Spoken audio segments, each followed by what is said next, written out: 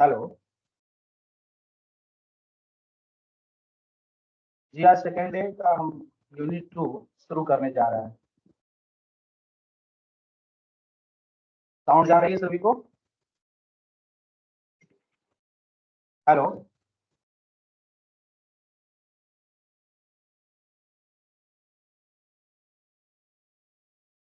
कल हम लोगों ने फर्स्ट यूनिट एंटरप्रेन्योरशिप का जो चैप्टर 1 है से देखने का प्रयास किया। आज हम सब लोग unit 2 the types of entrepreneurship इस पे चर्चा करेंगे कि एंटरप्रेन्योरशिप के कितने टाइप्स हैं और वो किस प्रकार से वर्क करते हैं। तो इस यूनिट में हमें ये देखना है कि classification and types of entrepreneurship classification करेंगे हम। बिजनेस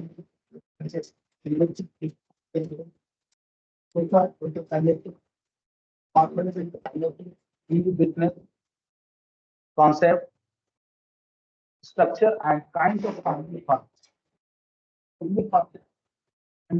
द्वारा ऑर्गेनाइज होते हैं। इससे भी हम इंटरप्रेन्योर के रूप में ही देखते हैं। Culture and evolution of family firm and managing business, ये टॉपिक हैं जिनको हम इस यूनिट में कवर करेंगे। अब इसमें स्लाइड में देखिए आप टाइप्स ऑफ इंटरप्रेन्योर कितने होते हैं, अलग अलग टाइप के बिजनेस टाइप। पहले हम बिजनेस के अकॉर्डिंग अगर देखते हैं तो इसमें है ट्रेडिंग इंटरप्रेन्योरशिप है। इसमें जो एंटरप्रेन्योर होते हैं वो ट्रेडिंग एक्टिविटीज इन्वॉल्व हैं। नेक्स्ट मैन्युफैक्चरिंग इंटरप्रेन्योर्स है and next agricultural entrepreneurship. So there are three types of on the basis of business. Next is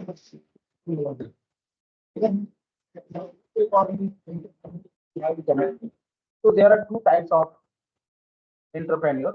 Number one, technical entrepreneur. Not technical. Next is the market according. So there are three types of entrepreneur. Number one, private entrepreneur. Number two, state entrepreneurs, and number third, joint entrepreneurs. Next अगर हम बात करें gender के according, on the basis of gender, तो there are two types men empowerment entrepreneurs and women entrepreneurs. ये two types हैं, male and female. Next अगर बात करें on the basis of enterprise की साइज, अगर कोई इंटरप्रेन्योर है उसकी जो बिजनेस है वो हम बेस साइज के अकॉर्डिंग देखते हैं। इस साइज की जरूरत है, तो हम ये देखते हैं कि साइज स्मॉल इंटरप्रेन्योर, कुछ ऐसे बिजनेस हैं जो बिल्कुल लोअर लेवल पे हैं, स्मॉल लेवल पे हैं, तो स्मॉल स्केल एंटरप्राइज है। Next medium scale enterprise and last the large scale. On the basis of clearance learn how, इसके अकॉर्डिंग अगर हम देखते हैं तो इनोवेटिव एंटरप्रेन्योर्स है, imitative entrepreneurs and avian entrepreneurs and last drone entrepreneurs. तो ये टाइप्स हैं, इस कैटेगरी से हम इनके अकॉर्डिंग हम एक्सप्लेन करते हैं। अब हम एक एक करके देखते हैं कि हमारा जो एंटरप्रेन्योर्स है वो कौन कौन से टाइप्स हैं। तो पहला हम देखते हैं मतलब बेसिस ऑफ बिजनेस टाइप। जो बिजनेस टाइप्स है उसमें हम पहला जो बात किया, ट्रेडिंग एंटरप्रेन्योर्स। ट्रेडिंग एंटरप्रेन्योर कौन है? A trading entrepreneur refers to the person who undertakes business related activities. इसमें जो बिजनेस रिलेटेड एक्टिविटी है ये ट्रेडिंग एंटरप्रेन्योर का पार्ट है। This type of entrepreneur usually buy finished product in bulk from manufacturers at some distance.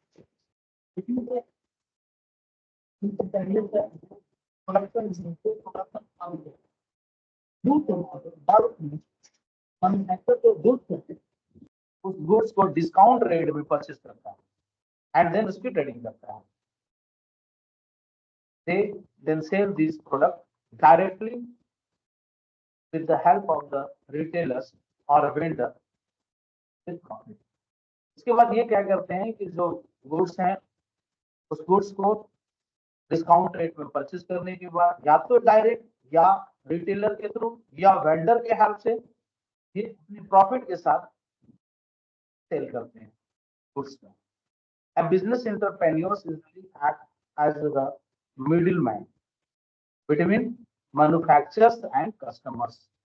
ये जो trading entrepreneurs हैं ये केवल और केवल एक मीडिएटर के रोल में होते हैं। इनके बीच का मैन्युफैक्चरर्स और कस्टमर के बीच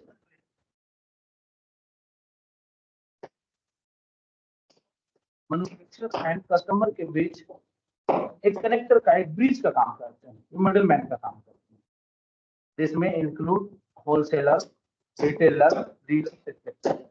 इनके अंदर जैसे होलसेलर हैं वो आते हैं, रिटेलर्स आते हैं एंड जो डीलर्स होते हैं हर एक ट्रेडिंग कंपनी के अलग अलग कंपनियों के अलग अलग डीलर्स होते हैं। तो ये इस टाइप के जो एंटरप्रेन्योर हैं वो ट्रेडिंग एंटरप्रेन्योर में आते हैं। किसी को कोई प्रॉब्लम? Next, manufacturing entrepreneur. अब कुछ ऐसे एंटरप्रेन्योर होते हैं जो किसी भी प्रोडक्ट का निर्माण करते हैं।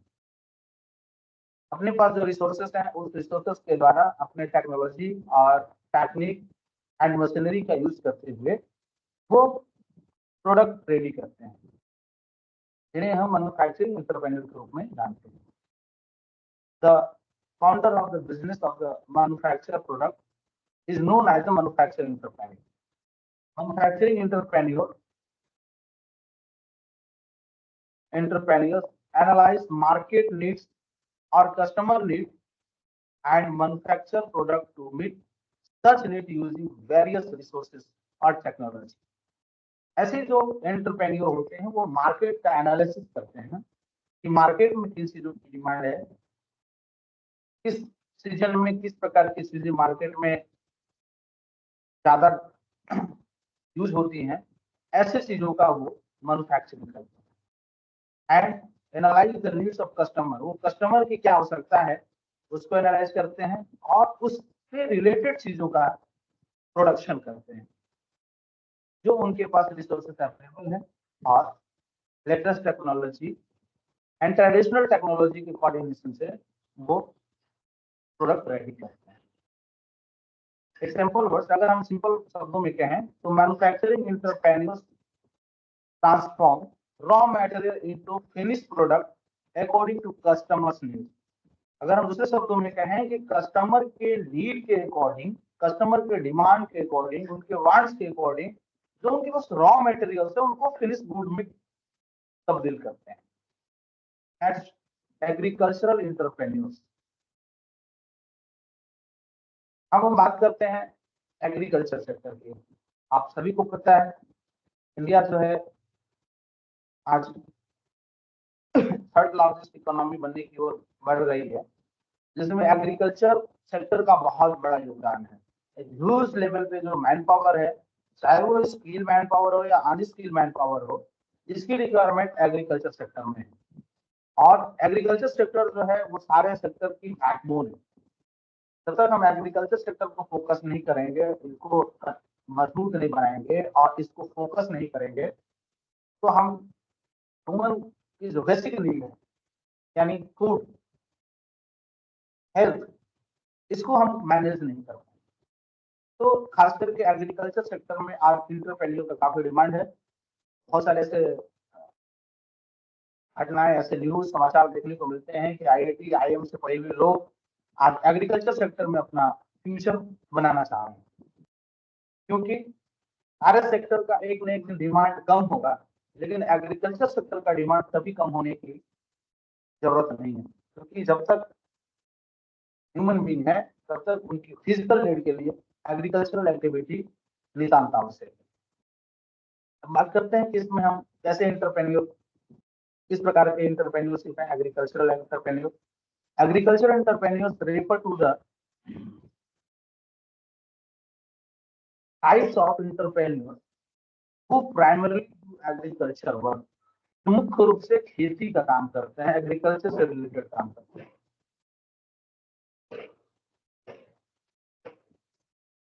Hello, the participate in the wide range of agriculture activities such as farming, irrigation, agriculture produce, mechanization, technology, etc. इसमें हम ये देखते हैं कि जो मुख्य रूप से एग्रीकल्चर एक्टिविटी से जुड़े हुए लोग हैं वो इसमें इन्वॉल्व हैं बड़े पैमाने पर एग्रीकल्चर एक्टिविटी से जुड़े, जैसे कि फार्मिंग, सिंचाई, agriculture, agriculture produce and mechanisation.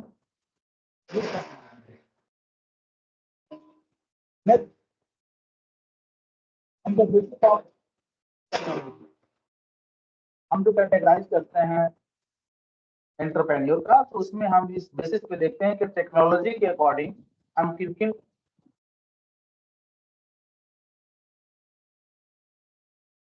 हम किस प्रकार से टेक्नोलॉजी के आधार पे एंटरप्रेन्योर का डिवीजन कर सकते हैं, उनका कैटेगराइज कर सकते हैं। तो सबसे पहला हम ये देखते हैं कि टेक्निकल एंटरप्रेन्योर, कुछ ऐसे एंटरप्रेन्योर हैं जो टेक्निकली साउंड हैं।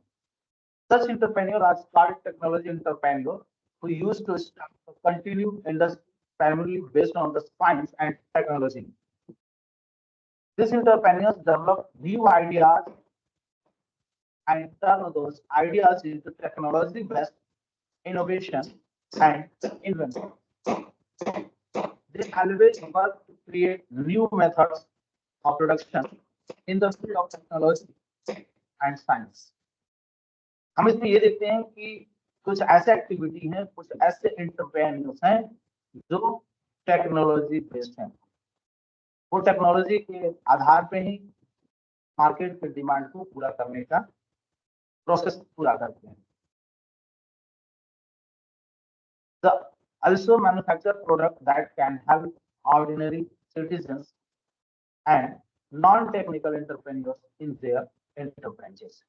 अब उसमें ऐसे भी लोग काम करते हैं जो नॉन टेक्निकल भी हैं, लेकिन वो जो मेनली सिस्टम है, प्रोडक्शन यूनिट है, एंटरप्राइज है, वो बेसिक रूप से टेक्नोलॉजी पे बेस्ड। नेक्स्ट हम बात करते हैं non technical entrepreneurs. As name suggested, entrepreneurs who do not set up and run enterprise based on the science and technology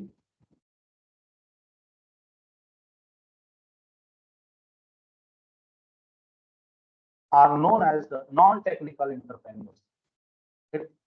In short, अगर हम शॉर्ट में बात करें तो non technical entrepreneurs are those who work the innovation using traditional methods. ये क्या करते हैं कि न्यू टेक्नोलॉजी का यूज अपनी प्रोडक्शन में, अपने प्रोसेस में, अपने ट्रेंड्स में यूज नहीं करते हैं। They typically use alternative and exemplary marketing method and follow non-technical delivery strategy to engage directly with customers. This ultimately helps them to survive and grow their business in the competitive market. Moreover, they create better relationship and meet customer needs. तो ये customer के needs को fulfil करने का process करते हैं। Next, on the basis of ownership, अब हम ये देखते हैं कि कुछ ऐसे एंटरप्रेन्योर हैं जो ऑनरशिप जिनके अकॉर्डिंग है उसके अकॉर्डिंग हम डिवाइड करते हैं। जैसे प्राइवेट ऑनरशिप, अगर प्राइवेट एंटरप्रेन्योर है यानी कोई पर्सन खुद से ऑर्गेनाइजेशन या एंटरप्राइज या इंस्टीट्यूशन को डेवलप किया है। When an entrepreneur start something personal of his or her own, जो खुद से करता है, such setting up an enterprise is called a private entrepreneur, जो स्वयं के द्वारा, स्वयं के प्रयास से और स्वयं के फंड के द्वारा जो एंटरप्रेन्योर डेवलप किए जाते हैं, ऐसे एंटरप्रेन्योर को हम प्राइवेट एंटरप्रेन्योर के रूप में जानते हैं।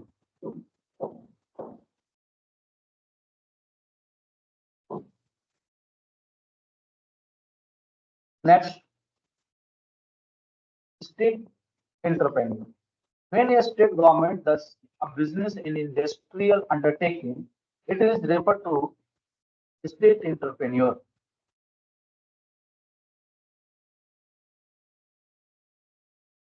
State entrepreneur. When a state government does business industrial undertaking, it is referred to state entrepreneur. जिस व्यवसाय में, जिस इंटरप्रेन्योरशिप में स्टेट गवर्नमेंट या गवर्नमेंट का सपोर्ट होता है, ऐसे सब एंटरप्रेन्योर को हम स्टेट एंटरप्रेन्योर के रूप में जानते हैं।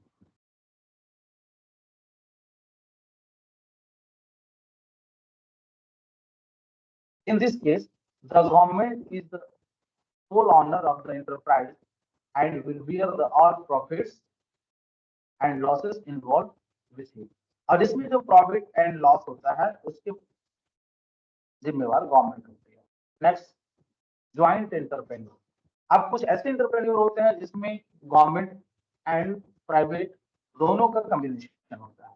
फिर business industrial undertaking in established and operated jointly by the private entrepreneur and government, it is called joint entrepreneurship. कुछ ऐसे एंटरप्रेन्योरशिप हैं जिनमें गवर्नमेंट और प्राइवेट यानी पर्सनल लेवल पे भी और गवर्नमेंट लेवल पे भी दोनों का joint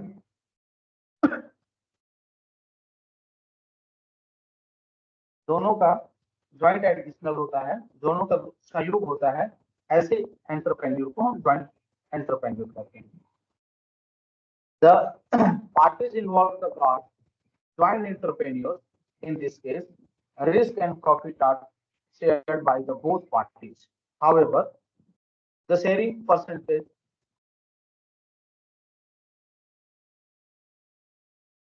in this case, risk and profit are shared the both parties. इसमें जो रिस्क होता है वो दोनों बेयर करते हैं, अगर प्रॉफिट होता है तो दोनों उसके शेयर होल्डर होते हैं।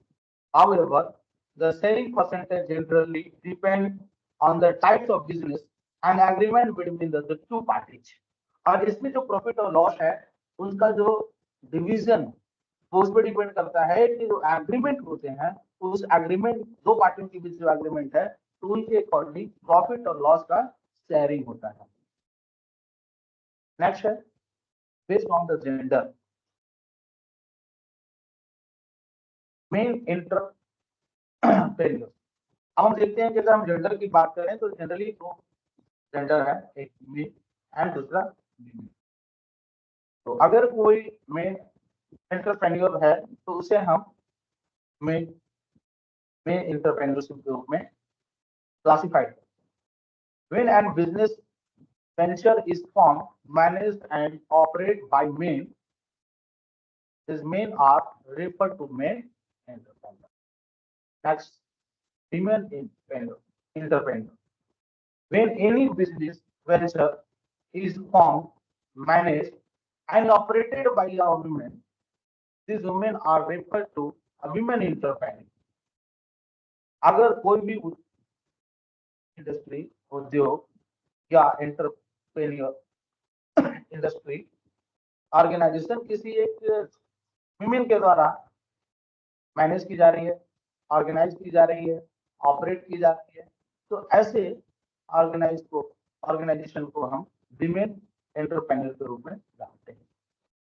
If women have the minimum 51% share of the capital, they can also be known as women entrepreneur.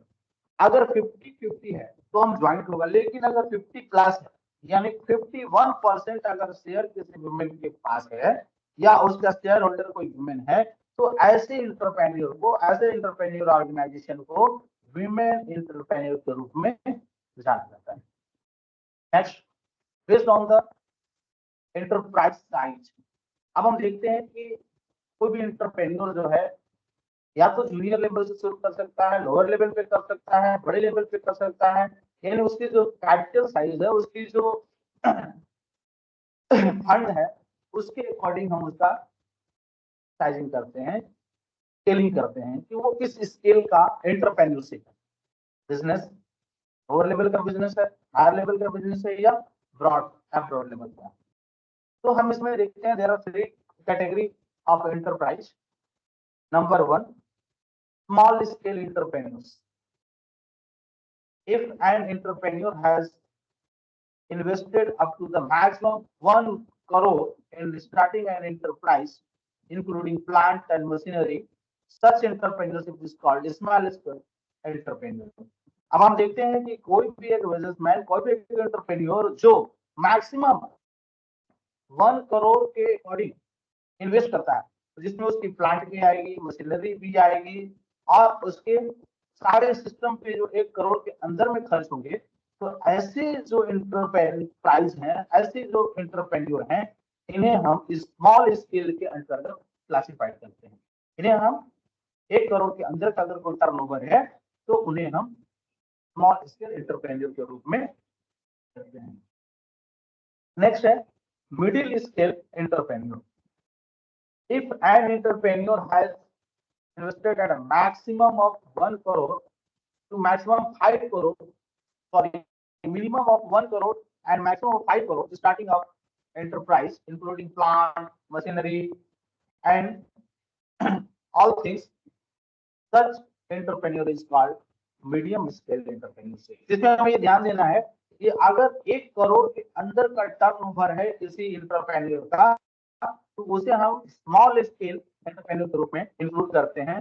Then 1 to 5 crore का अगर टर्नओवर है, जिसमें हम सारे plant, building, materials, man power, ये सारे इंक्लूड करने के बाद अगर 5 करोड़ के अंदर में अगर उसके टर्नओवर है, तो उन्हें हम मीडियम स्केल एंटरप्रेन्योर के रूप में डिवाइड करते हैं। Next, large scale entrepreneurship.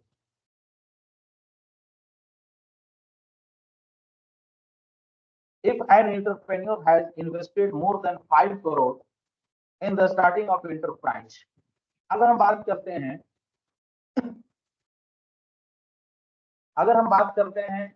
कि 5 करोड़ से ज्यादा का टर्नओवर हम इन्वेस्ट करते हैं किसी एंटरप्राइज के लिए, तो ऐसी जो एंटरप्रेन्योर्स है, उन्हें हम लार्ज स्केल का स्केलिंग करते हैं। ये लार्ज स्केल में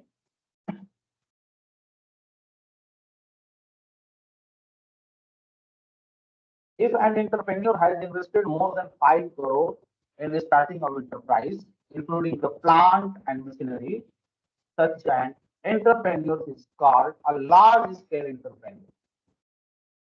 This includes any investment above 5 crore.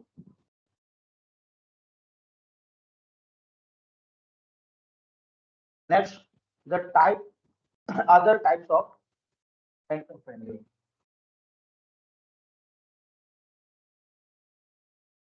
Based on Clarence Reinhoff study. Next इसमें हम देखते हैं कि इनोवेटिव इंटरप्रेन्योर, कुछ ऐसे इंटरप्रेन्योर हैं जो सिस्टमेटिक चलते हैं, ट्रेडिशनल तरीके से अपने ऑर्गेनाइजेशन, अपने इंटरप्राइज, अपने ऑर्गेनाइजेशन को कंटिन्यू करते हैं। लेकिन इसमें कुछ ऐसे इंटरप्रेन्योर होते हैं जो time to time new innovation, new idea को इम्प्लीमेंट करते हैं। तो ऐसे जो इंटरप्रेन्योर हैं, इन्हें हम इनोवेटिव इंटरप्रेन्योर के रूप में क्लासिफाइड करते हैं। Innovative entrepreneurs, also known as innovators, are the types of entrepreneurs who usually come to the market with the new idea of innovation. वो क्या करते हैं कि टाइम टू टाइम जो न्यू इनोवेशन होते हैं, लेटेस्ट टेक्नोलॉजी है, लेटेस्ट आइडिया है, लेटेस्ट मार्केट की नीड्स, डिमांड है, उनको वो अपने एंटरप्राइज में इंक्लूड करते हैं, उस आइडिया का, उस टेक्नोलॉजी का एंड लेटेस्ट डिमांड का। In particular, they create new products, find new production methods, create new markets, and restructure the business. Such entrepreneurs always try to innovate and invest their time and money in research and development. तो ऐसे जो हमारे entrepreneur हैं ये innovative mindset के होते हैं और टाइम टू टाइम अपने मनी अपने टाइम को रिसर्च एंड डेवलपमेंट के अकॉर्डिंग इन्वेस्ट करते हैं। Next, imitative entrepreneur. Imitative entrepreneur और imitating entrepreneurs are when called copy cuts। कुछ लोग ऐसे होते हैं जो कॉपी एंड पेस्ट करते हैं, जैसे किसी कोई अगला जो काम कर रहा है जस्ट लाइक मैं कर लूं, मेरी आइडिया नहीं है लेकिन हमने किसी सक्सेस व्यक्ति को देखा या किसी को एंटरप्रेन्योर डेवलप होते देखा तो हमने उसको कॉपी किया। ऐसे जो एंटरप्रेन्योर है इसे इमिटेटिव एंटरप्रेन्योर के रूप में डिफाइन करो। This is because these entrepreneurs mainly follow and adopt the innovative entrepreneurs। वो क्या करते हैं, किसी को फॉलो करते हैं, कॉपी करते हैं एंड देन उसको अडॉप्ट करते हैं। They do nothing new or their own। उनके पास कुछ नया नहीं, वो केवल कॉपी करते हैं, दूसरे के अकॉर्डिंग करते हैं। Imitative entrepreneurs apply strategy from their enterprise in the manner where all core fundamentals of the original business model are replicated and all efficient are retained. These entrepreneurs have improved any production process or suggest the use of improved technology addressed by their enterprise. Next, Fabian entrepreneur.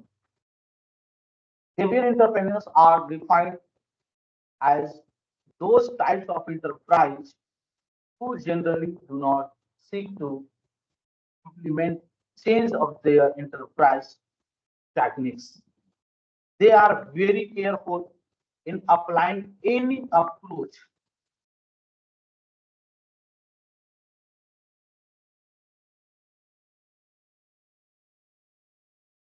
these entrepreneurs they are very careful in applying an approach practice and exercise any changes. These entrepreneurs are known for new not making sudden decisions. They imitate the change in their strategy only when it is completed clear that failing to do so will not harm. Next, drone entrepreneurs.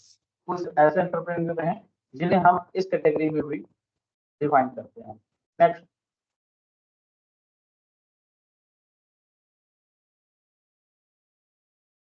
Drone. Drone entrepreneurs are defined as entrepreneurs who do not like adopt any changes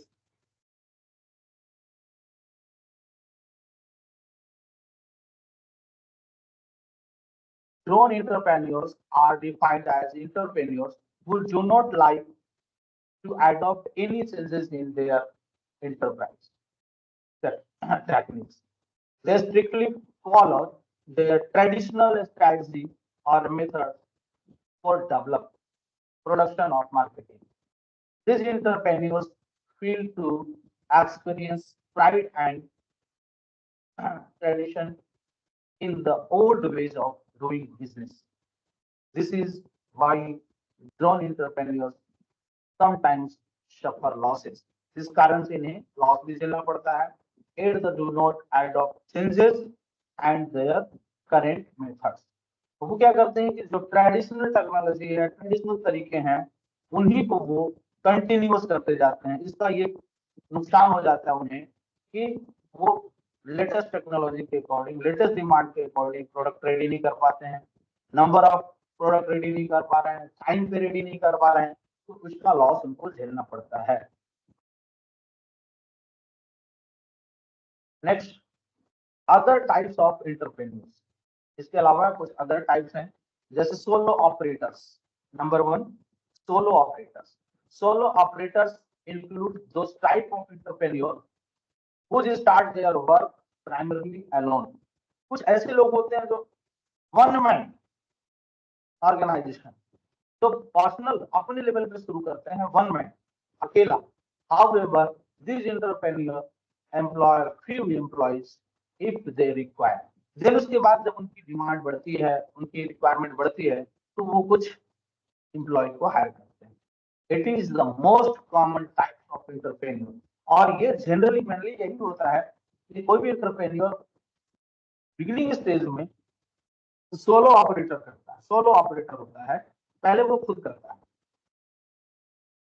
entrepreneurs employ few employees this is required. It is the most common types of entrepreneur and most people start their venture like solo operator.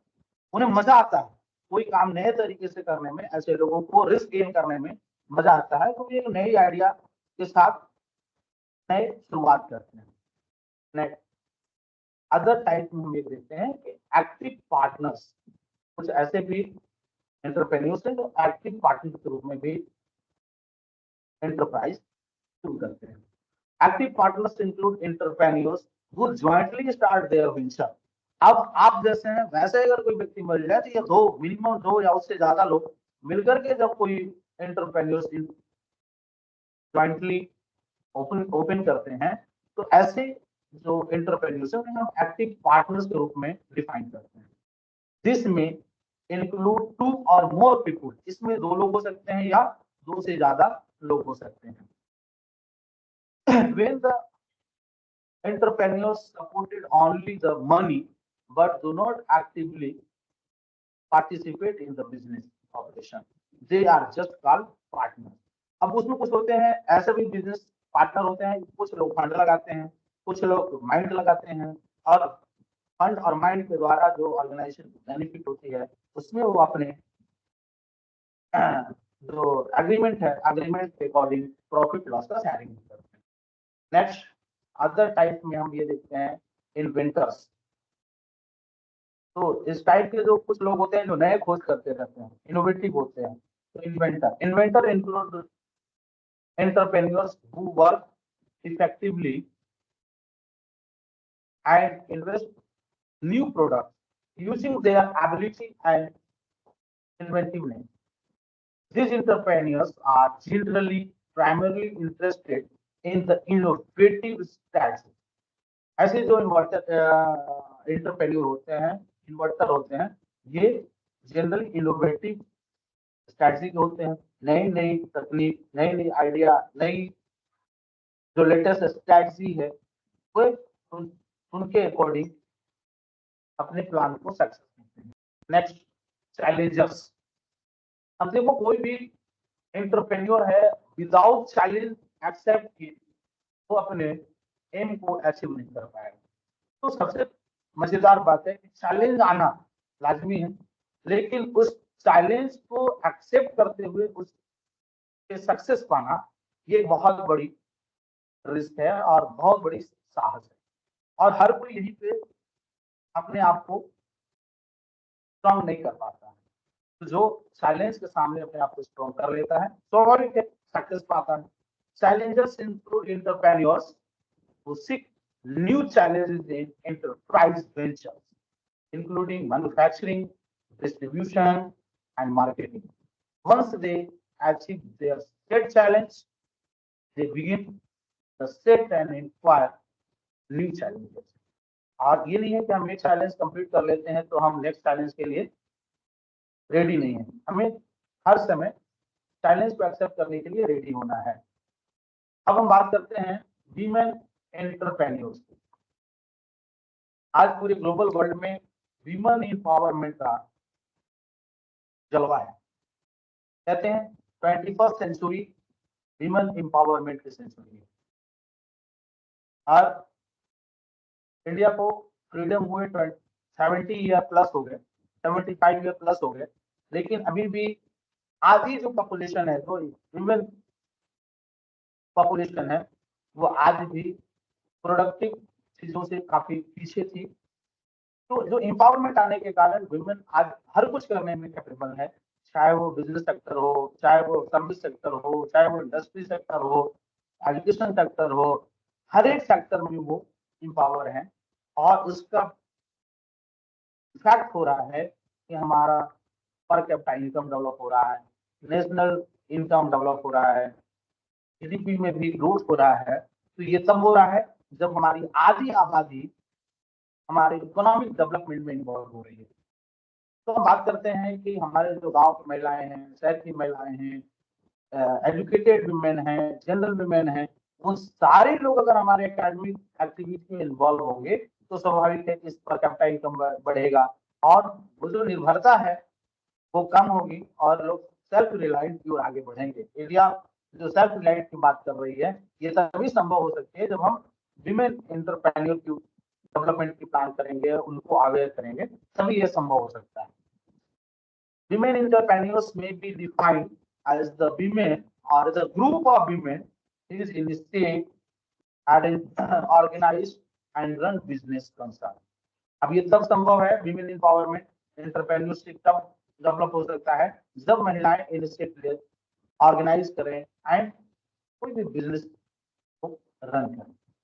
Women entrepreneurs are those women who think of business enterprise, initiate, organize, and combine factor of production, operate the enterprise, and undertake risk and handle economic uncertainty involved in running it। अब ये बहुत बड़ी चीज है कि uncertainty को आप कैसे रिस्क में लेते हुए और उसको आप सक्सेस के रूप में कन्वर्ट कर सकते हैं। तो ऐसा नहीं है कि आज महिलाएं हर काम करने में कैपेबल नहीं है। मुझे लगता है कि 21वीं सदी की जो विमेन एम्पावरमेंट है वो हर मामले में आगे है, न केवल इक्वल है, वो आगे है। तो ये जो बिजनेस सेक्टर में इनिशिएटिव लेना हो या फिर ऑपरेशन करने हो, रिस्क गेन करनी हो या सिचुएशन को हैंडल करना हो, अनसर्टेनिटी को अपॉर्चुनिटी में चेंज करना हो, ये सारी चीजों को करने में वो काफी सक्सेस है। नेक्स्ट है stamp up women empowerment are those women who innovate, initiate और adapt business activity। का ये कहना है कि जो women entrepreneur हैं कौन है, ऐसी महिलाएं जो इनोवेटिव हैं, नई आइडिया रखती हैं, जो न्यू टेक्नोलॉजी, न्यू ट्रेंड के अकॉर्डिंग न्यू विजन रखते हैं, अब उन्हें इनिशिएट करते हैं और बिजनेस एक्टिविटी को भी अडॉप्ट करते हैं। नेक्स्ट, विमेन एंटरप्रेन्योर से कॉमन थी। अब हमें इसमें देखना है कि इनकी क्या क्या। Most women with a small income are likely to become entrepreneurs। अब ये देखा जाता है कि आज जो है बड़े पैमाने पे इनकम की अगर हम बात करें तो विमेन की जो इनकम है वो काफी कम है, लो इनकम है। Women with the small facility are likely to become the enterprise. A majority of women enterprises are married with the support of their husband. They accepted the entrepreneurship. Most sprinters face difficult to obtaining financial support to start their enterprise. A large number of women with the little or no education in training enter into the business field।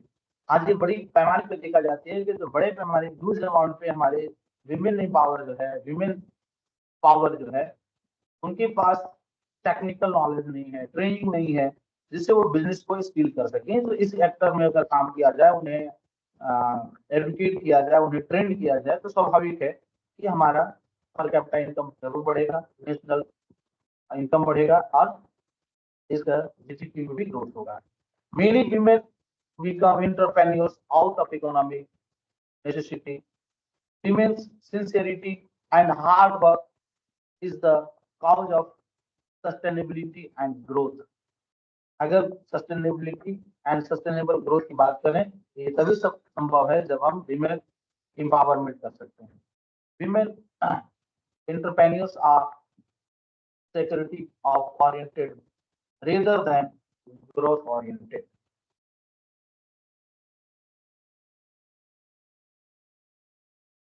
Next, why women become entrepreneurs? अभी क्यों जरूरी है कि हम entrepreneur बने और खास करके महिलाएं क्यों एंटरप्रेन्योर बने? To become economically independent.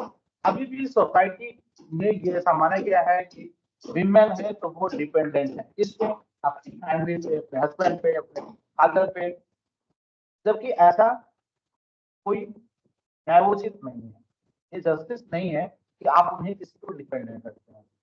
तो ये कहता है कि इकोनॉमिक इंडिपेंडेंट ये जो है ना, होने के लिए एंटरप्रेन्योर होना चाहिए। Next, to establish their own enterprise. और दूसरे के एंटरप्राइज से अच्छा है कि खुद का एंटरप्राइज हो, दूसरे के वर्कर होने से अच्छा है कि खुद हम ऑर्गेनाइजेशन का ऑनर हो। Next, to establish their identity in the society. Generally society में ऐसा है कि हम कोई भी विमेन है तो वो अपने फैमिली के नाम से उसकी आइडेंटिटी है, ऐसा नहीं है।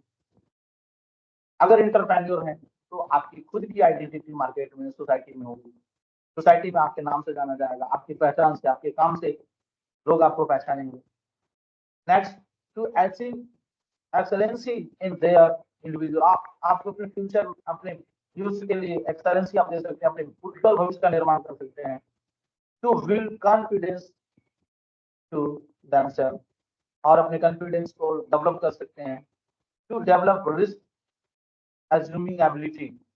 और एंटरप्रेन्योर होने के बाद लाइफ के जो रिस्क हैं, न केवल economic risk, financial risk, capital risk, तो लाइफ की जो रिस्क है उस रिस्क को भी एज्यूम करने के लिए, गेन करने की जो काबिलियत है, हुनर है, उसमें भी आएगा। सिचुएशन को हैंडल करने की भी एबिलिटी है, वो भी ग्रो होगा। To claim equal status in the society. और सोसाइटी में मेन है वुमेन के बीच का जो डिफरेंशिएशन है, लोग उनको डिफरेंशिएट करते हैं, तो ये भी होगा कि उनकी जो इक्वल स्टेटस है वो भी मेंटेन होगा, कि कोई भी काम मेन और विमेन दोनों इक्वली पैरेलल कर सकते हैं। To secure greater freedom and mobility. ये भी एक फैक्टर है कि हम एंटरप्रेन्योर होंगे जिससे हमें क्या होगा, फ्रीडम भी होगी एंड मोबिलिटी भी होगा। Next, social entrepreneurship. अब ये हम बात करेंगे कि सोसाइटल चेंजेस के लिए हम कुछ इनिशिएटिव्स लेते हैं। तो ऐसे इनिशिएटिव जो है वो सोशल एंटरप्रेन्योरशिप के अंदर आते हैं। Social entrepreneurship is an approach that is adopted by organizations where they invest in a strategy that provides solutions for cultural, social, or environmental issues along with making a profit for the organization.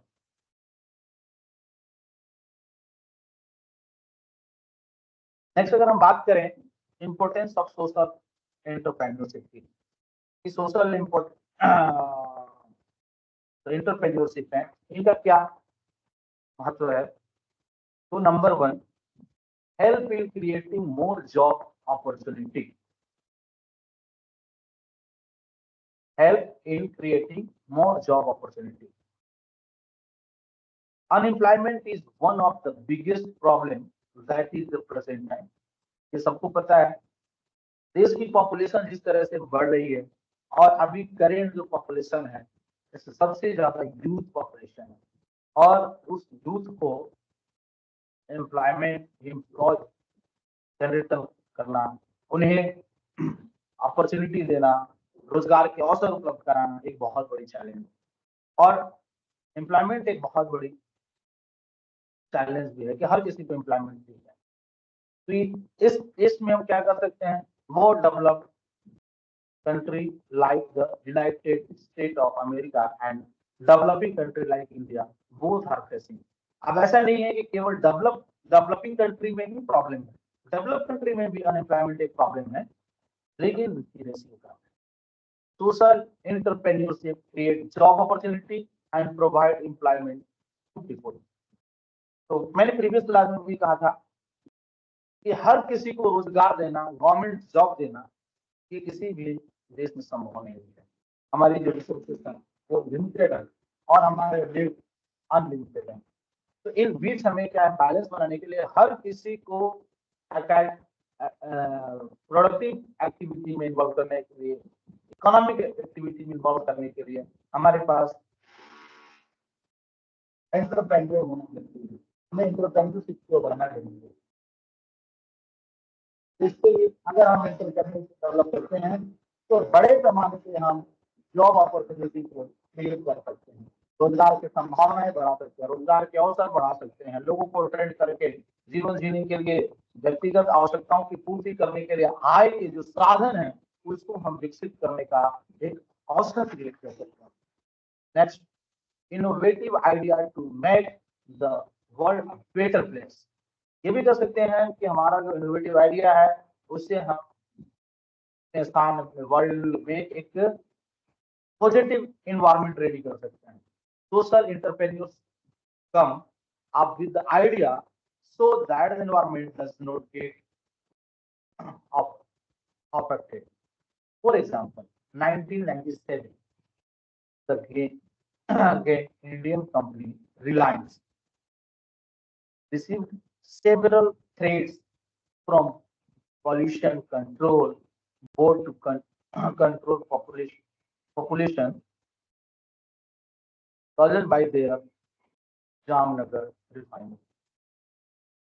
Next, connecting with the customer beyond economical purpose.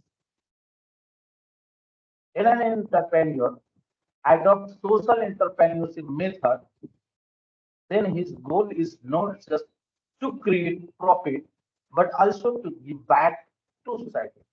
Hence, they cannot with they cannot with their customers beyond economically purpose. Next, corporate entrepreneur. अब कुछ ऐसे entrepreneur है न केवल अपने family से मिलते हैं, लार्ज लेवल पे production and number of job opportunity create करते हैं। ये कॉर्पोरेट ऑर्गेनाइजेशन के रूप में डेवलप है। तो ऐसे जो एंटरप्रेन्योर है हम इन्हें कॉर्पोरेट एंटरप्रेन्योर के रूप में डिफाइन करते हैं। Corporate entrepreneurship is the process of attempting to identify, encourage, and assist entrepreneurship within a established company to create new product or service that become new resources of revenue and leverage to parent company assets and market position. The term corporate entrepreneurship was first used of Professor Michael E. Zerber in this book named He Might Revisit Why Most Small Business Fail and What Do You About It. तो ये जरबर के द्वारा सबसे पहले इस terminology को use किया गया। नेक्स्ट बात करें why is corporate entrepreneurship important? अब कॉर्पोरेट एंटरप्रेन्योरशिप क्यों जरूरी है? Need for innovation. अब न्यू आइडिया के लिए, न्यू इनोवेशन के लिए कॉर्पोरेट एंटरप्रेन्योरशिप की आवश्यकता है। There is always a need for innovation is managers look for way to cut cost, improve quality, or otherwise enhance performance. अब कॉर्पोरेट और एंटरप्रेन्योरशिप इसलिए रिक्वायर्ड है कि हमें न्यू इनोवेशन करना है। न्यू इनोवेशन किस चीज की करना है कि हमारी जो कॉस्ट है उस कॉस्ट को हम कैसे कंट्रोल कर सकते हैं, minimum expenditure and maximum profit कैसे हम जनरेट कर सकते हैं। इंप्रूवमेंट क्वालिटी, हमारे जो प्रोडक्ट्स है उसकी जो क्वालिटी है उसको हम कैसे इंप्रूव कर सकते हैं। और इनहांस ऑफ परफॉर्मेंस, हमारे जो ह्यूमन रिसोर्स है, हमारे जो वर्कर्स हैं, हमारे जो एम्प्लॉय हैं उनका परफॉर्मेंस बेटर कैसे हो, तो इसके लिए हमें न्यू इनोवेशन की रिक्वायरमेंट है। Next, creation of new value, ये भी हमें करना है कि न्यू वैल्यू को हम कैसे क्रिएट करते हैं। Business engaged in entrepreneurial activities are expected to achieve higher level of growth, profitability, and new wealth creation. Next, effect on economy. हमारा जो कॉर्पोरेट इंटरप्रेन्योरशिप है ये डायरेक्ट इफेक्ट करता है हमारी इकोनॉमी को, हमारे जो जीडीपी है उससे वो इफेक्ट करता है। Corporate entrepreneurship can effect and economy by increasing productivity, improving best practices, creating new IT industries, and enhancing international competitiveness. Next, boosting productivity.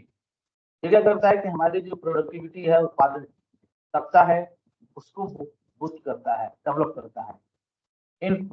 Intrapreneurship help in boosting productivity as people come up with new ideas and also help in increase moral among the workforce.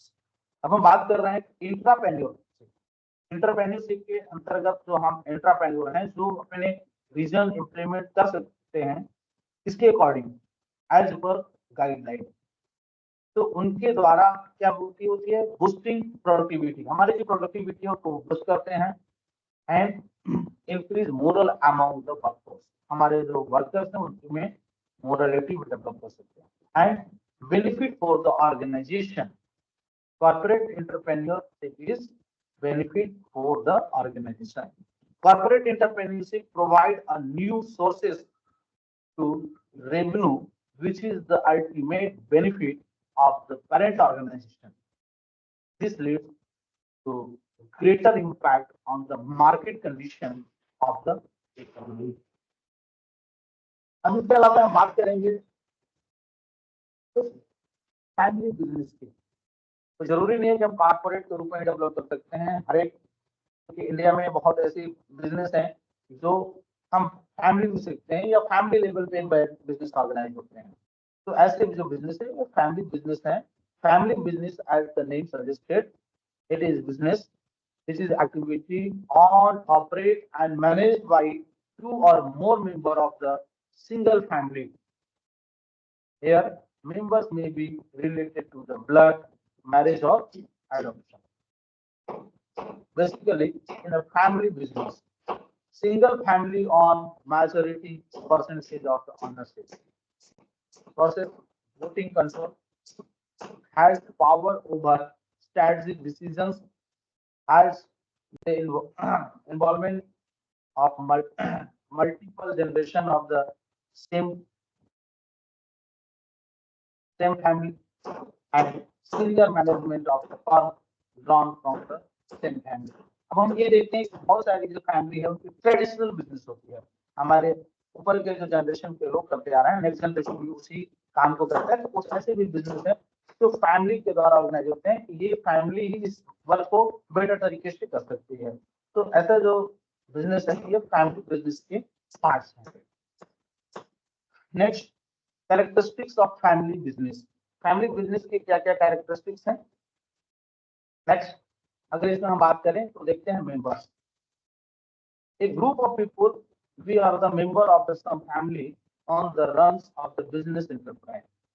अब एक family है तो family में स्वाभाविक member होंगे, तो member जो है वो ग्रुप ऑफ पीपल है। मेंबर कौन है? जो फैमिली में रहने वाले पर्सन है, तो ग्रुप ऑफ पीपल है who are the member of the same family on and run the business enterprise, जो उसके मालिक भी हैं और उसके वो वर्कर भी हैं।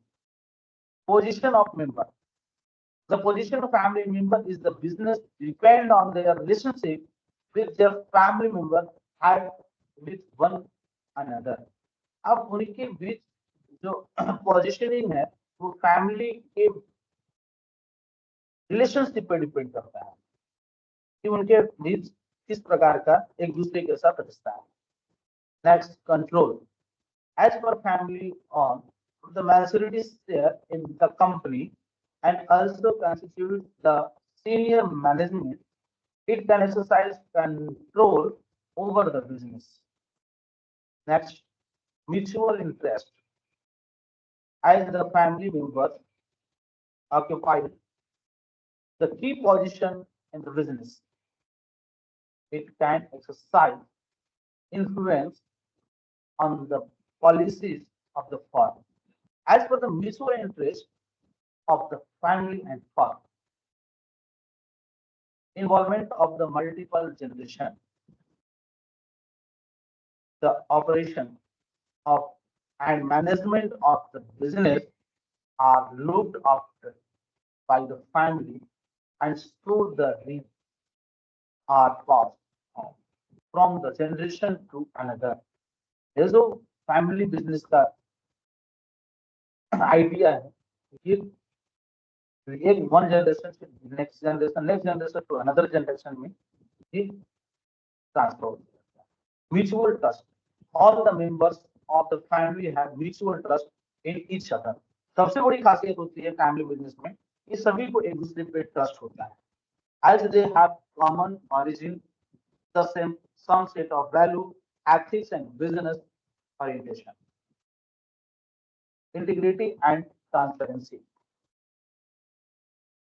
Business, फैमिली बिजनेस का इसमें इंटीग्रिटी एंड ट्रांसपेरेंसी भी देखी जाती है, ये इसकी खासियत है. It is generally characterized by strong moral principles and honesty toward the business goals and business transparency. Next बात करेंगे जो फैमिली बिजनेसेस के कितने टाइप्स हैं. Number one, family owned business. As the name suggested, the family owned business is one in which the controlling side of the ownership stake is owned by the family or by the member of the family. Family business जो है जो उसमें family और family के member के द्वारा organise की जाती है. Next, family own and manage. Number two, type number two, family own and manage business. ऐसे बिजनेस जिसको फैमिली ही ऑन करती है एंड मैनेज भी करती है. In this kind of business through controlling size of ownership like to hand of single family or by a single members of a family. The controlling ownership allows the family to formulate and decide the objectives, methods, and policies.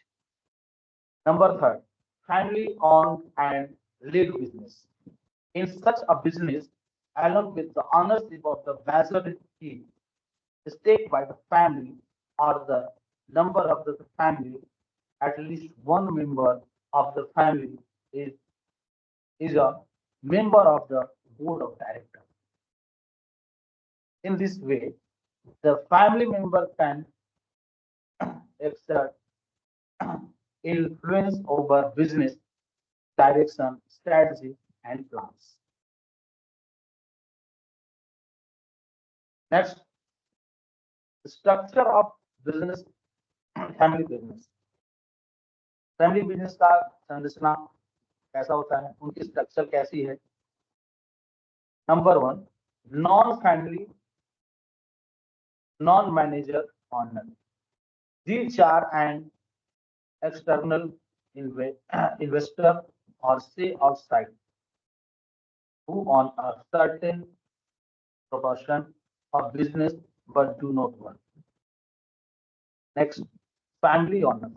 This group includes those family members who own a part of the business but do not take part in the operation. Next, family owner employees.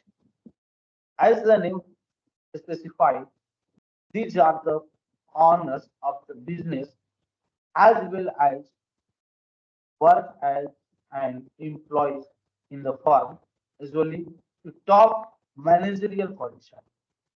Next, non-family owner employees. This group covers those individuals who are employees of the concern and are not family members as well as own the certain proportion of the firm share capital. Next, family members. This group includes all these family members who neither own share it is company nor they are actively involved in the family business. Next, family employees. In this group, all the members of the family are covered. Those work for the company, but they do not own part of the company share capital.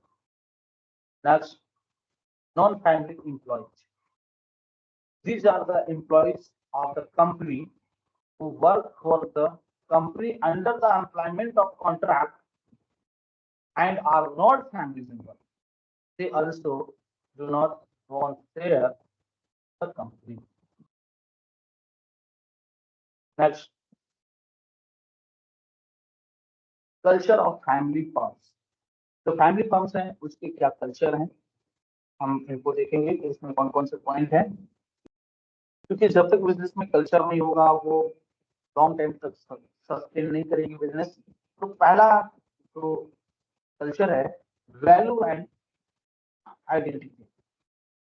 कोई firm तभी long time तक survive कर सकता है जब उसका एक अपना खुद का मॉरल वैल्यू एंड उसकी अपनी identity. Family firm often have strong value and distinct identity rooted in the family's heritage. ये देखते हैं कि हम एक घराने की जब बात करते हैं, फैमिली हेरिटेज की बात करते हैं, तो सोसाइटी में रिपू होता है कि कोई भी पर्सन अगर बिरला फैमिली की है, टाटा फैमिली की है, तो उससे क्या होता है कि ये लगता है कि इनकी फैमिली का ही बिजनेस प्लान है, ये फैमिली बिजनेस आइडिया से स्ट्रांग है, न केवल ये लेटेस्ट, ये कई जनरेशन से बिजनेस फैमिली है, तो उसका एक सोशल इम्पैक्ट होता है, सोशल वैल्यू होता है और उनकी एक आइडेंटिटी होती है. Belief and tradition, this value can shape the company's culture. उनके पास अपनी कल्चर होती है, डिसीजन मेकिंग प्रोसेस होता है and interaction with the employees, customers and suppliers. तो ऐसे जो बिजनेस है उनकी जो फैमिली फर्म्स है, बिजनेस है, उनकी अपनी खुद की वैल्यू और खुद का आइडेंटिफिकेशन. इस चीज के लिए, तो उनकी हेरिटेज के लिए, उनकी बिलीफ्स के लिए, उनके ट्रेडिशन, साथ ही साथ कल्चर, डिसीजन मेकिंग प्रोसीजर्स जो है, वो किसी चीजों पे डिसीजन कैसे लेते हैं, क्योंकि बिजनेस में डिसीजन मेकिंग सबसे मेन पॉइंट है.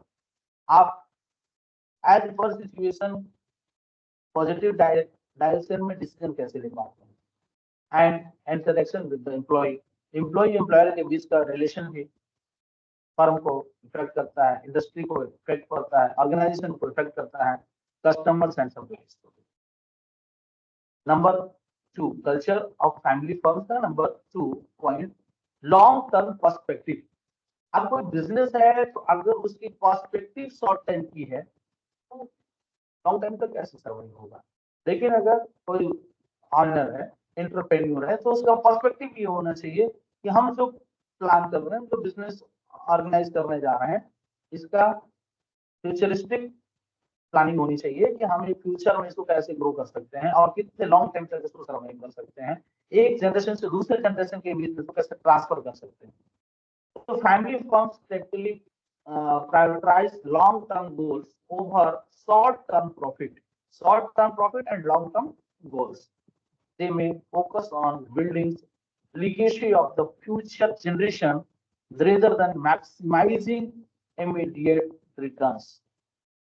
Number 3, commitment and loyalty. Family members involved in the business often exhibited high levels of commitment and loyalty. They may feel a strong sense of duty towards the family enterprise and work tirelessly to ensure its success. Number 4, informal communication. Family के तो आपको जरूरी नहीं है कि आपको एक formal protocol maintain होगा, इनफॉर्मल कम्युनिकेशन होगा। घर में हम जैसे सामान्य तरीके से एक रिश्ते के साथ बातचीत करते हैं, कम्युनिकेट करते हैं, तो वहाँ पे कोई फॉर्मेलिटी नहीं होती है कि हम ये काम कर रहे हैं। लेकिन अगर कोई ऑर्गेनाइजेशन है तो वहाँ कुछ प्रोटोकॉल्स होते हैं, कुछ फॉर्मेलिटीज होते हैं, उन्हें भी आपको मेंटेन करना है। फैमिली में कोई फॉर्मेलिटी नहीं है, वहाँ तो सारा इनफॉर्मल चीजें। Communication within the family tend to more informal and personal compared to non-family business. Decision-making process may involve decision around the family dinner table or during informal gathering. अब कहते हैं कि अगर हम फॉर्मल ऑर्गेनाइजेशन के बात करें तो वहाँ जो डिसीजन है वहाँ हम एक कंबाइंड रूप से कलेक्टिव डिसीजन लेते हैं।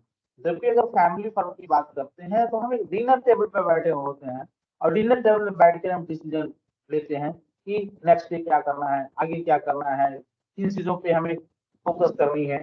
तो ऐसे हम घर में सामान्य तरीके से भी डिसीजन मेकिंग करते हैं। Next, emotional attachment. सबसे बड़ी बात है एक फैमिली बिजनेस का सक्सेस होने का कि एक दूसरे के साथ इमोशनल अटैचमेंट है। कोई एक दूसरे पे शक नहीं करता है, एक दूसरे को सपोर्ट करता है, एक दूसरे पे अविश्वास नहीं होता है।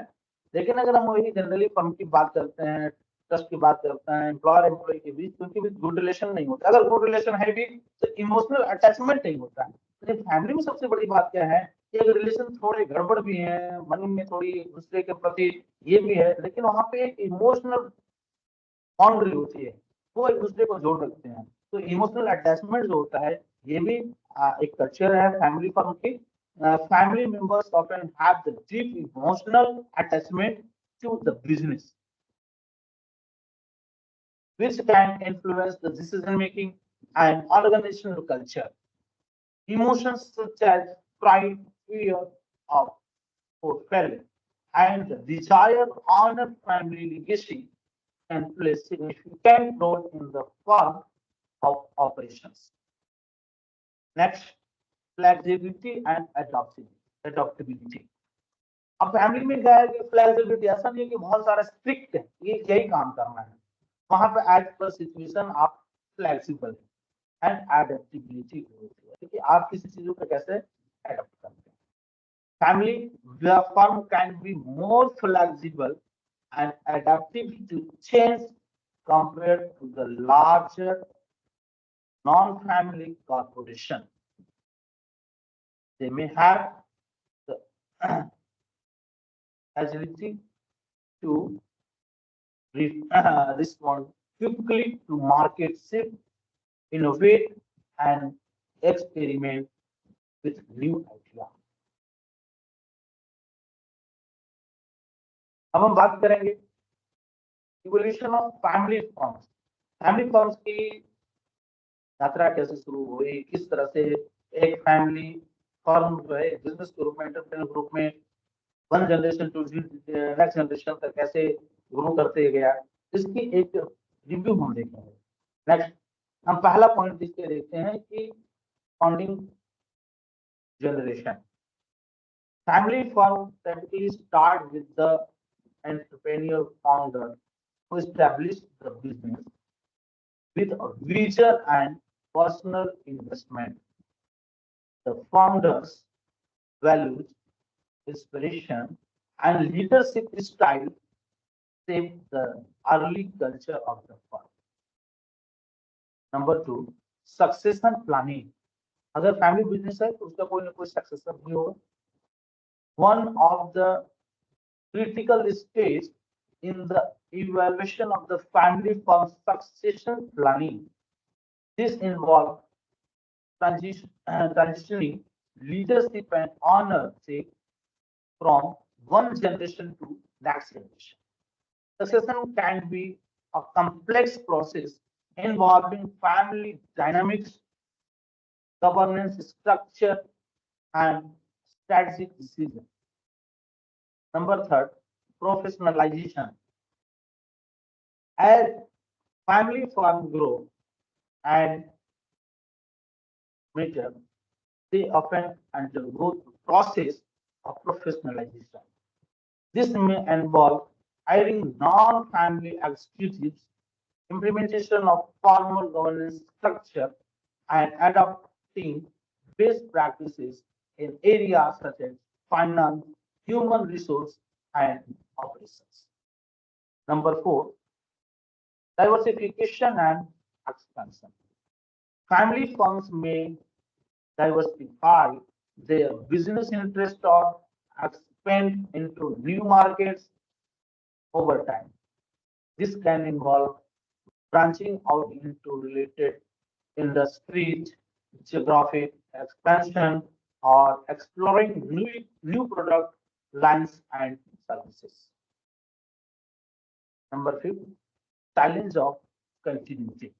सबसे बड़ी बात है कि आप जो बिजनेस ऑर्गेनाइज कर रहे हैं या जो बिजनेस चल रही है वो कंटिन्यू चलता रहे, ये बहुत बड़ी चैलेंज है.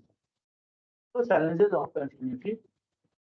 Maintaining continuity across generation is a significant challenge for family farms.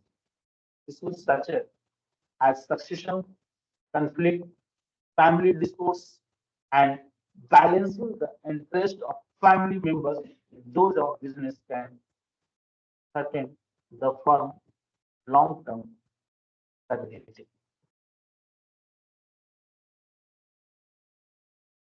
Next point, managing family business. अब हमारा जो फैमिली बिजनेस है इसे हम कैसे मैनेज करते हैं? How to manage family business? Managing a family business comes with onset of challenge and opportunity. There are some key strategies for effectively managing a family business. Number 1,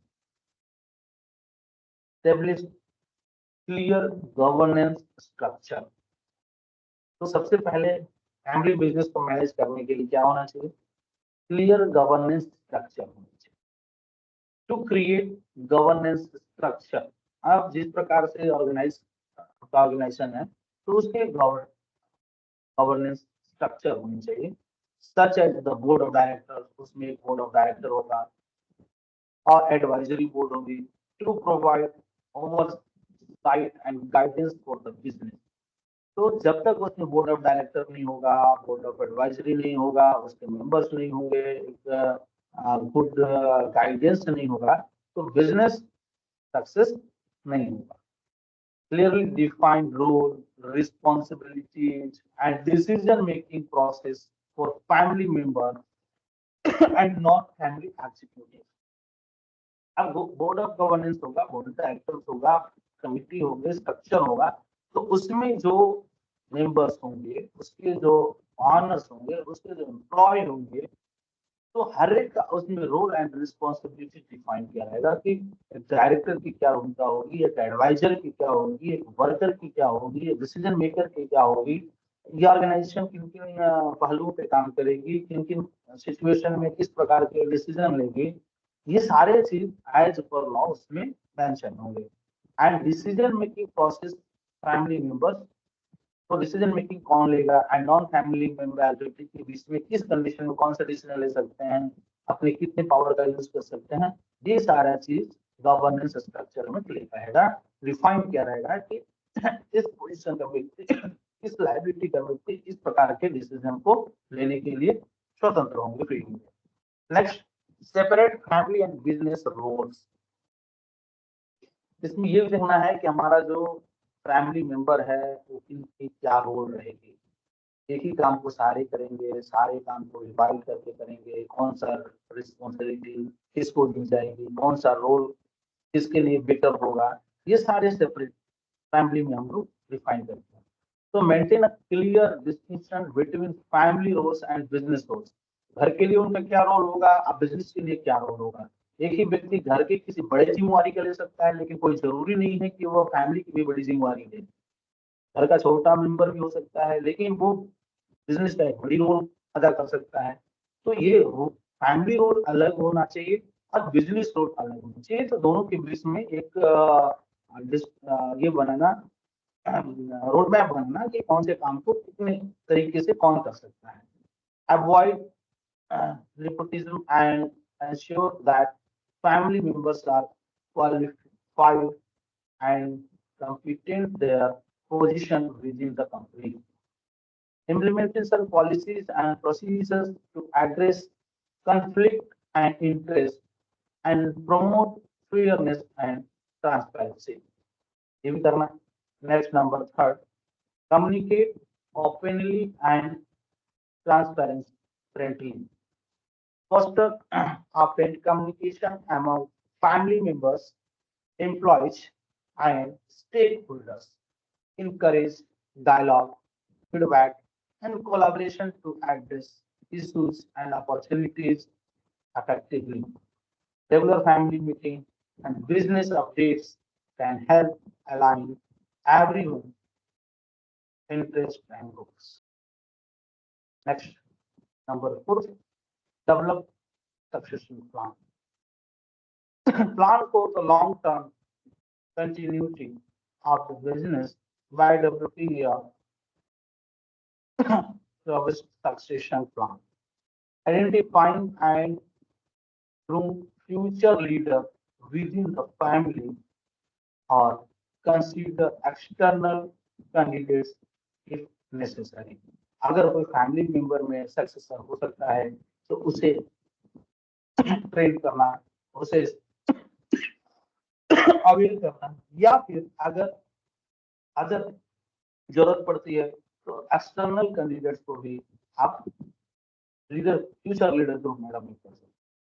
succession planning should be deliberate and ongoing process that address leadership involvement, ownership, transition, and state planning. Professionalization, management practice. Professionalized management practice.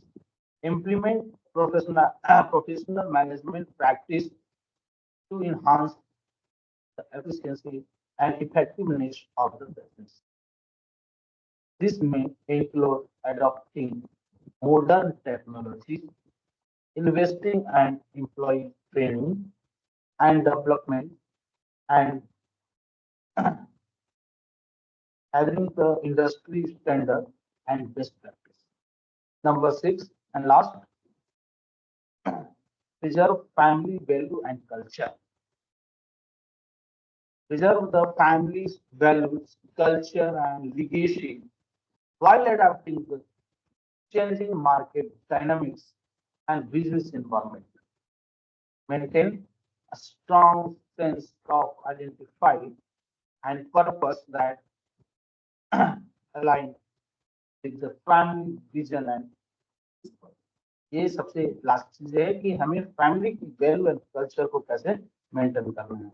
होता क्या है कि generally market जो dynamic market है, business environment है, इसके हिसाब से हम प्रॉफिट लॉस को ज्यादा फोकस करते हैं, अपनी फैमिली की वैल्यू को करते हैं. तो ये करना है कि हमें फैमिली वैल्यू को मेंटेन करना है और सोसाइटी के साथ कनेक्ट भी होना है और हमें सर्वाइव भी करनी है. ये सारी चीजों को बैलेंस बनाना है.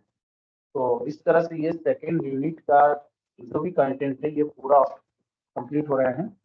अब हम लोग एक बार देखेंगे कि इसमें हम लोगों ने किन किन चीजों पर चर्चा की.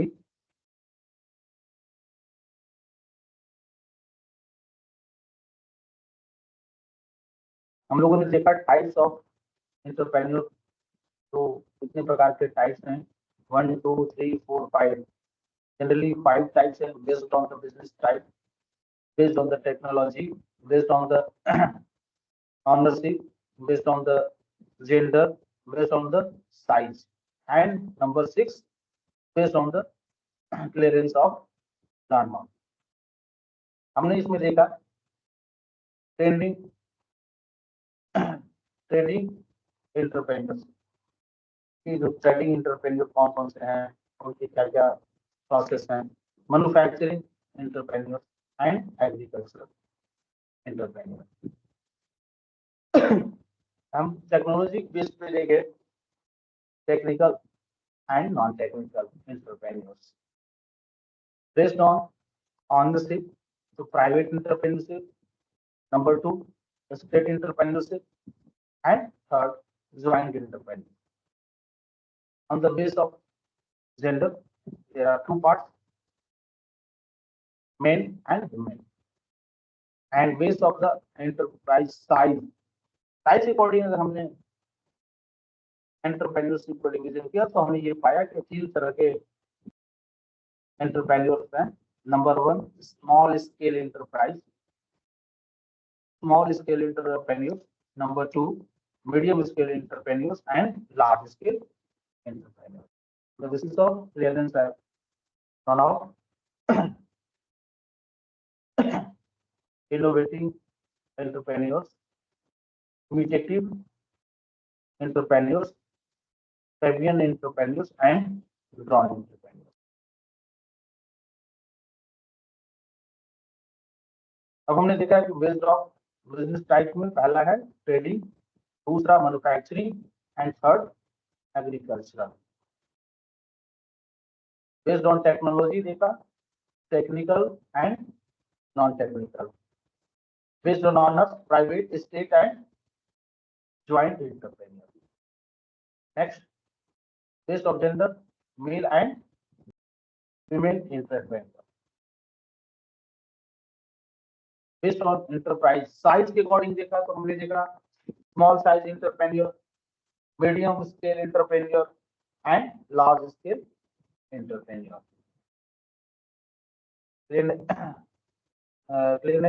क्लियरेंस डॉनहॉफ स्टडी के अकॉर्डिंग हमने देखा कि innovative entrepreneur, imitative entrepreneur and Fabian entrepreneur and last drone entrepreneurs.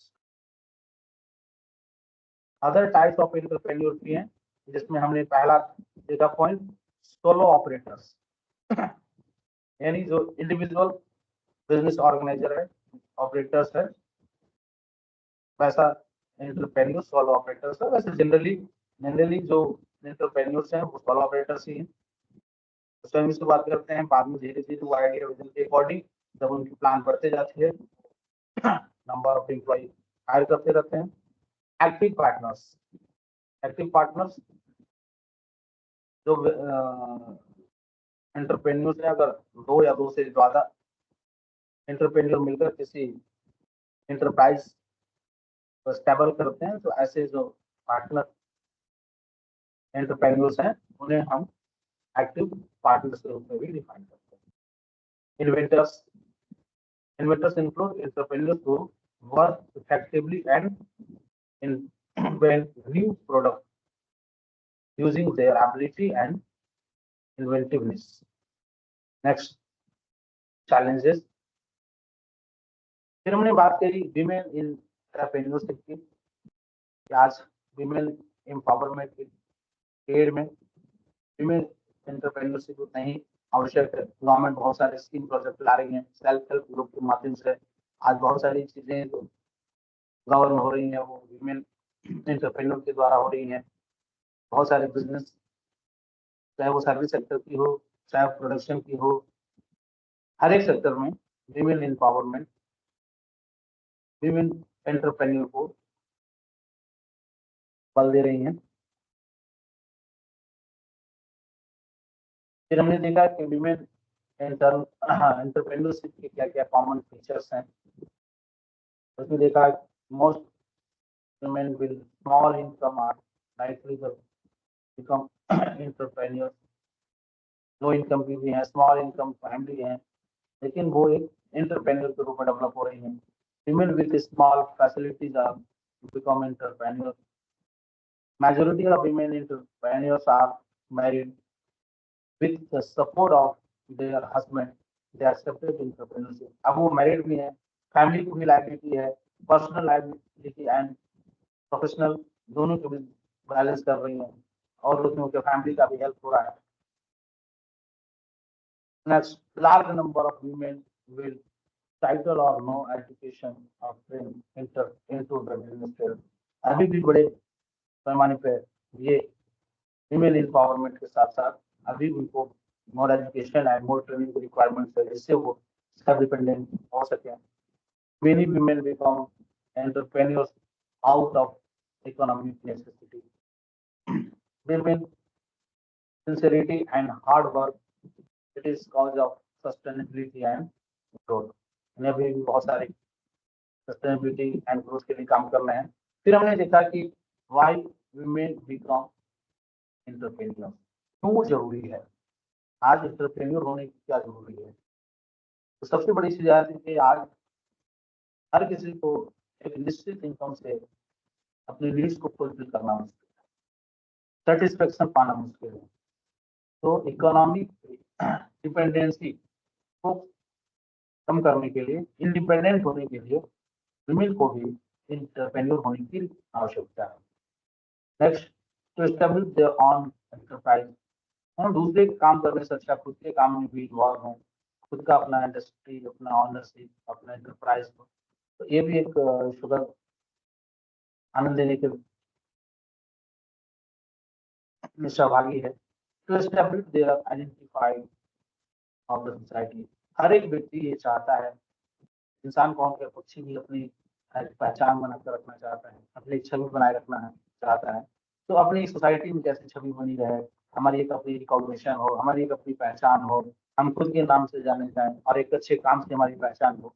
तो ऐसा विमेन एंटरप्रेन्योर्स के लिए भी नेसेसिटी है, को हम विमेन एंटरप्रेन्योर के द्वारा पूरा कर सकते हैं।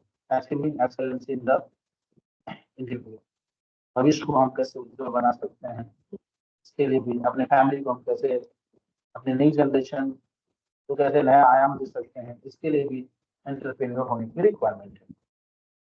To develop risk assuming ability, risk gain करना, प्रॉब्लम सॉर्ट आउट करना, to claim equal status of society. अभी जो ये ट्रेंड है मेल और फीमेल के बीच डिफरेंसेस है, इससे भी शो करना है कि मेल या फीमेल दोनों का सोशल जो स्टेटस है वो इक्वल है, फाइनेंशियल जो स्टेटस है वो इक्वल है, एंड फैमिली वैल्यूज जो है वो इक्वल है। Next, to secure greater freedom and mobility, आज़ादी एंड मोबिलिटी भी, तो इसके लिए हमें विमेन एम्पावरमेंट, विमेन एंटरप्रेन्योरशिप की रिक्वायरमेंट है। नेक्स्ट हमने देखा सोशल एंटरप्रेन्योरशिप, इसमें हमने देखा importance of social entrepreneurship, help in creating more job opportunity, more job opportunity create करने में सोशल एंटरप्रेन्योरशिप एक बहुत कारगर एक सहयोगी है। Innovative idea to make the world a better place, innovative idea के द्वारा पूरे वर्ल्ड को एक सुखद प्लेस के रूप में हम कैसे डेवलप कर सकते हैं, ये भी बात की। Connecting with the customers beyond economical purpose, और हमारा जो कस्टमर है उसको हम इकोनॉमिक पर्पस को कैसे पूरा कर सकते हैं, इसके लिए भी हमें सोशल एंटरप्रेन्योरशिप जो बनना है। Next, corporate entrepreneurship, corporate entrepreneur is the process attempting to identify, encourage, and assist entrepreneurs with establishment company to create new products or service that become new sources of revenue and leverage leverage the parent company assets and market position. इसमें ये भी देखा कि why is corporate entrepreneurship important, corporate entrepreneurship की भी तो requirement है। तो सबसे पहला point, need for innovation, new innovation के लिए भी कॉर्पोरेट एंटरप्राइज का होना आवश्यक है। Creation of new value, society में न्यू वैल्यू की क्रिएशन के लिए कॉर्पोरेट एंटरप्रेन्योरशिप की रिक्वायरमेंट है। इफेक्ट ऑन इकोनॉमी, हमारा जो इकोनॉमिक स्ट्रक्चर है, हमारी जो नेशनल इनकम है, पर कैपिटा इनकम है, जीडीपी है, उसमें इफेक्टिव डेवलपमेंट कैसे हो, इसके लिए भी हमें कॉर्पोरेट एंटरप्रेन्योरशिप की आवश्यकता है। बूस्टिंग प्रोडक्टिविटी, पॉपुलेशन बढ़ती जा रही है, लोगों के डिमांड्स बढ़ते जा रहे हैं, रिक्वायरमेंट बढ़ते जा रहे हैं। तो उस रिक्वायरमेंट, उस नीड्स को फुलफिल करने के लिए हमें प्रोडक्शन को भी बढ़ाना होगा। जिस तरह से हमारी जनरेशन बढ़ती जा रही है, हमारा पॉपुलेशन बढ़ते जा रहा है, तो उस पॉपुलेशन की नीड्स को फुलफिल करने के लिए जो बेसिक गुड्स चाहिए, उसके प्रोडक्टिविटी के लिए हम कैसे बेटर कम टाइम में मैक्सिमम प्रोडक्शन कर सकते हैं। तो इसके लिए भी हमें कॉर्पोरेट एंटरप्रेन्योरशिप की रिक्वायरमेंट है। And next, benefit for the organization. Corporate entrepreneurship provide the new source of revenue, which is the ultimate benefits of the current organization. इसके लिए भी रिक्वायरमेंट। अब हम बात कर रहे हैं फैमिली बिजनेस के।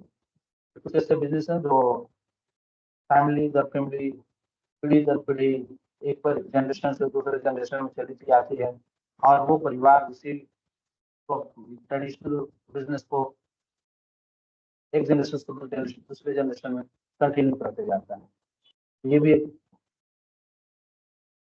Next, characteristics of family business. Family business के क्या क्या कैरेक्टरिस्टिक्स में? पहला है member.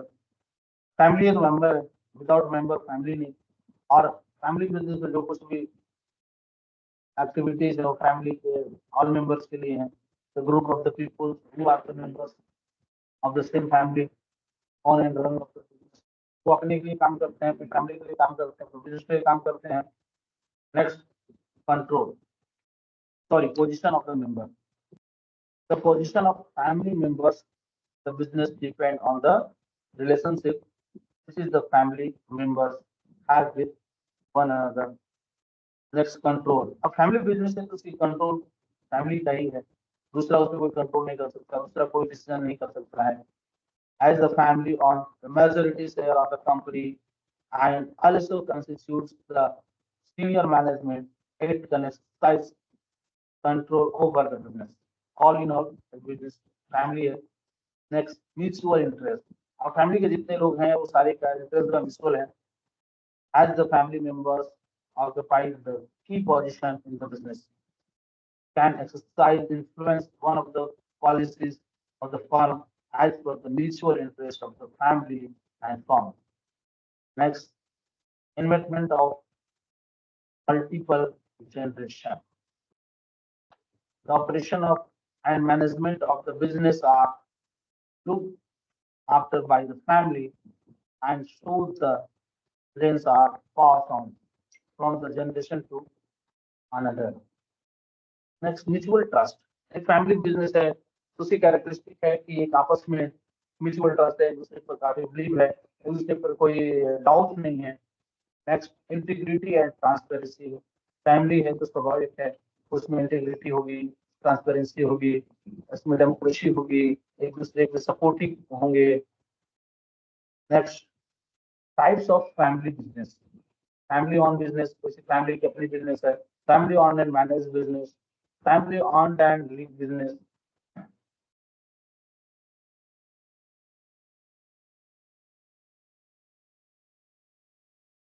Next, structure of family business. Non family, non manager owner, non family and non manager owner. Family owner कुछ ऐसे बिजनेस में फैमिली ऑनर है, फैमिली ऑनर एम्प्लॉयज। कुछ ऐसे स्ट्रक्चर है जिसमें फैमिली भी है, ऑनर भी है एंड एम्प्लॉयज भी है। Non family honours employees, family member, family employees and non-family employer। Next, culture of family firm। अब फैमिली फर्म है तो उसकी कुछ कल्चर है, जैसे वैल्यू एंड आइडेंटिटी। फैमिली का अपना खुद का वैल्यू, खुद की आइडेंटिटी। लॉन्ग टर्म पर्सपेक्टिव है, फैमिली बिजनेस का लॉन्ग टर्म पर्सपेक्टिव है, कुछ कम टाइम के लिए नहीं है, लॉन्ग टर्म के लिए। न्यू जनरेशन से दूसरे जनरेशन, दूसरे जनरेशन से थर्ड जनरेशन के बीच पर्सपेक्टिव है कि हम एक लॉन्ग टाइम तक कैसे सर्वाइव कर सकते हैं। Commitment and loyalty. Family member involve of the business and as with high level of the commitment and loyalty। Next, informal communication। क्योंकि बीच में कोई फॉर्मल कम्युनिकेशन नहीं है, इनफॉर्मल तरीके से भी डिसीजन होती है। बैठ करके घर में हम चाय पे चर्चा कर लेते हैं, या फिर हम एक डिनर के रूप में चर्चा कर लेते हैं, और उसे हम अपने बिजनेस प्लान में इम्प्लीमेंट करते हैं।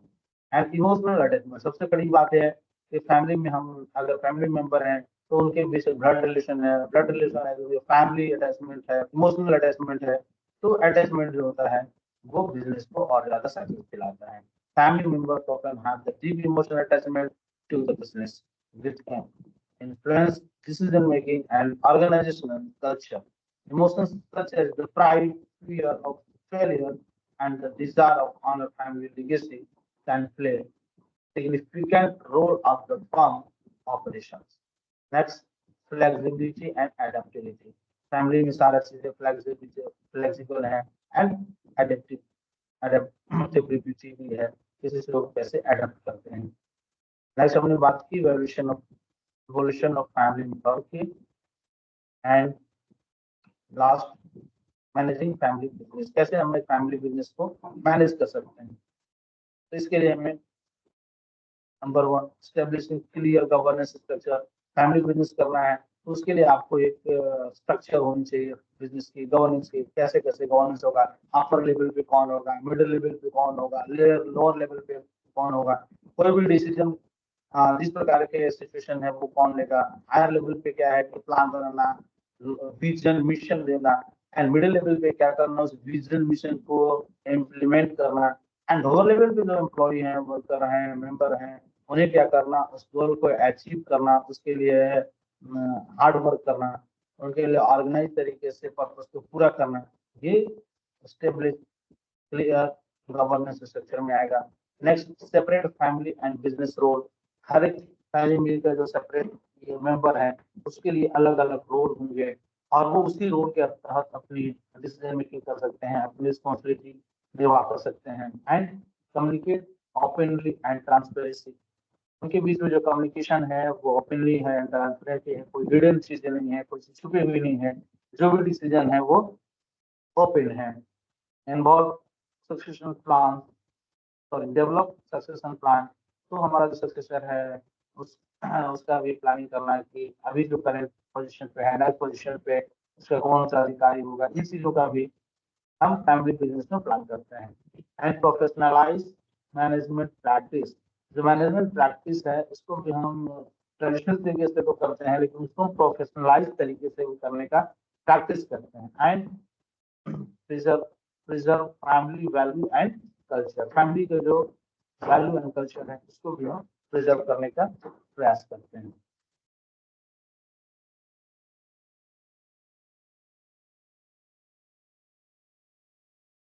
Thank you. किसी का कोई क्वेश्चन हो तो।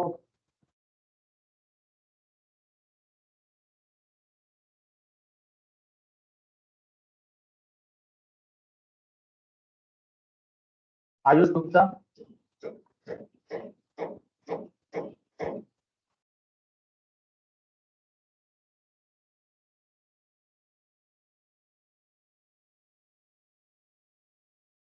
निखिल।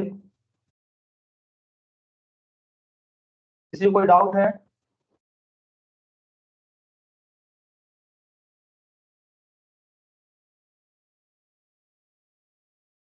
आवाज आ रही है सब तक?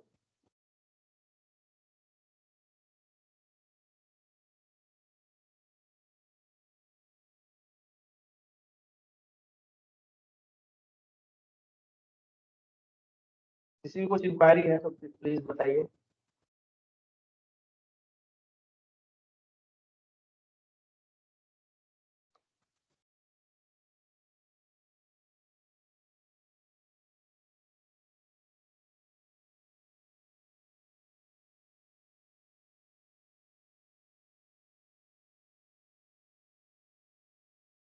ये गोयल सेकेंड यूनिट थी, कल हम लोग थर्ड यूनिट पे चर्चा करेंगे।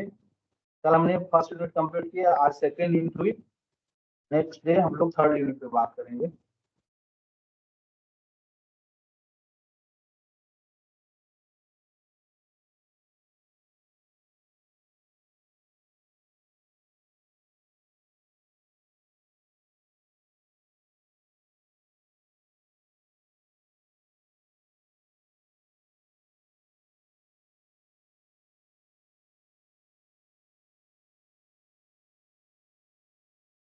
बिल्कुल सारे लोग वैसे मिलेंगे या मिल गए होंगे। और मैंने पीपीटी भी शेयर कर दिया है, इसको भी आप देख सकते हैं।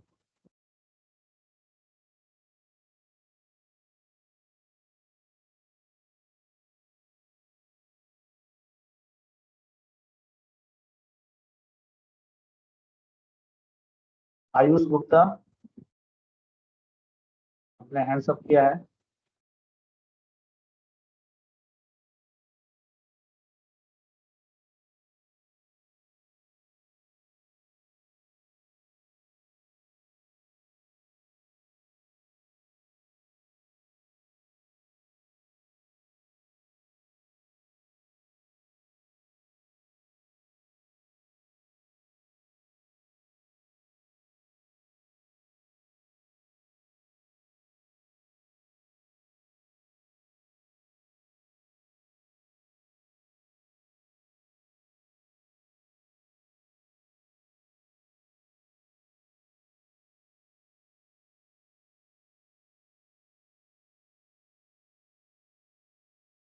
Thank you class, thank you everyone.